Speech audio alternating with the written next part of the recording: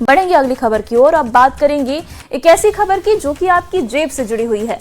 कभी आपके साथ ऐसा हुआ है कि आपने कुछ नोट अपनी जेब में छोड़ दिए हैं और कपड़े धोते समय उन्हें निकालना भूल गए, और जब तक ये पता चला कि पॉकेट में पैसे थे तब तक करारे नोट गलकर पिलपिले हो जाते हैं, कई बार फट भी जाते हैं। पर अब आरबीआई इसका एक नया समाधान खोजने की तैयारी में है। रिजर्व बैंक ऑफ इंडिया जल्द ही देश में प्लास्टिक यानी कि पॉलीमर से बनी नोटों का पहला पायलट प्रोजेक्ट शुरू करने वाला है।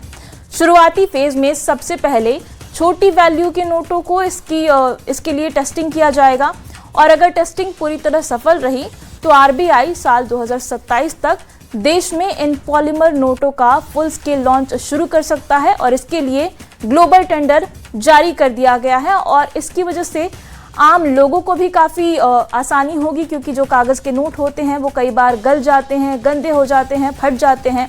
लेकिन अब जो ये प्लास्टिक के जो नोट होंगे वो काफ़ी मजबूत होंगे, टिकाऊ होंगे, बारिश में गलेंगे नहीं, फटेंगे नहीं, और इसकी वजह से आम जनता को भी आसानी होगी और कई सारे इसके फायदे भी होने वाले हैं।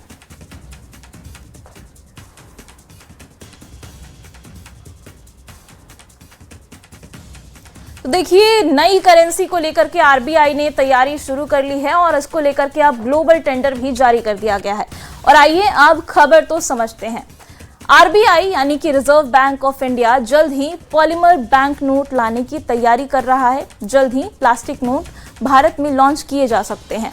आरबीआई एक पायलट प्रोजेक्ट शुरू करने जा रहा है, और इस पायलट प्रोजेक्ट के तहत 10 रुपए और 20 रुपए के नोटों को पहले ट्रायल रन पे रखा जाएगा, और 2027 में फुल स्केल लॉन्च की उम्मीद है। अगर 10 और 20 रुपए के नोट अच्छी तरीके से मार्केट में सेटल हो गए तो उसके बाद 2027 तक फुल स्केल लॉन्च किया जा सकता है।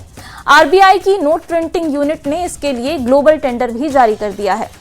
प्रस्ताव करने के लिए अगर तारीख की बात की जाए तो 18 अगस्त तक ये प्रस्ताव मांगे गए हैं, जो ग्लोबल टेंडर आरबीआई की तरफ से जारी किया गया है। जो कंपनियां टेंडर देने वाली होंगी वो 18 अगस्त तक अपना टेंडर प्रस्ताव भेज सकती हैं। अब आप ये समझिए कि ये पॉलीमर बैंक नोट जो है वो आखिर होता क्या है। तो पॉलीमर बैंक नोट आपको बता दें कि कागज की बजाय एक खास किस्म के प्लास्टिक से बनाया जाता है। पॉलीमर सबस्ट्रेट पर छापे जाते हैं ये जो नोट होते हैं बैंक के, और छूने में अगर आप बात करें तो ये सामान्य नोट जैसे ही होते हैं। हल्के से पानी, गंदगी और धूल में ये नोट सुरक्षित रहते हैं। जब हम पेपर नोट्स की बात करते हैं तो पानी में गल जाते हैं, धूल मिट्टी उन पे जल्दी लगती है और फट जाते हैं, लेकिन ऐसा ये जो पॉलीमर नोट्स होंगे उन पे नहीं होगा। कागजी नोटों की तुलना में ये बहुत ज़्यादा टिकाऊ होते हैं। लंबे समय तक बिना फटे और साफ सुथरे ये नोट बने रहते हैं, और इसमें एडवांस सेफ्टी फीचर्स को भी आसानी से जोड़ा जा सकता है। ये भी इसकी एक खास बात होगी। इसके अलावा एक बड़ी बात ये भी है कि फर्जी पॉलीमर बैंक नोट बनाना बहुत मुश्किल है।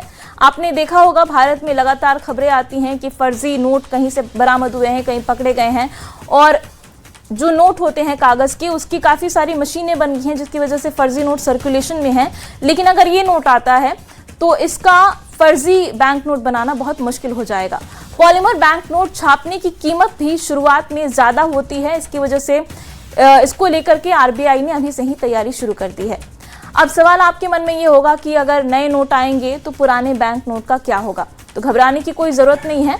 नई करेंसी पुराने पेपर नोटों की जगह नहीं लेने वाली है। पॉलीमर और पेपर नोट दोनों ही एक साथ मार्केट में चलते रहेंगे, और आरबीआई का ये कहना है कि जब तक जो नए करेंसी हैं वो पूरी तरीके एस्टैब्लिश नहीं हो जाते हैं बाजार में, तब तक पुराने नोट भी उनके साथ बाजार में सर्कुलेट होते रहेंगे।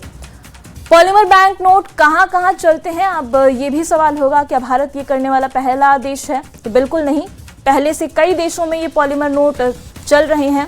अगर बड़े देशों की बात करें तो इसमें ऑस्ट्रेलिया, कनाडा, यूनाइटेड किंगडम और न्यूजीलैंड जैसे देश भी शामिल हैं।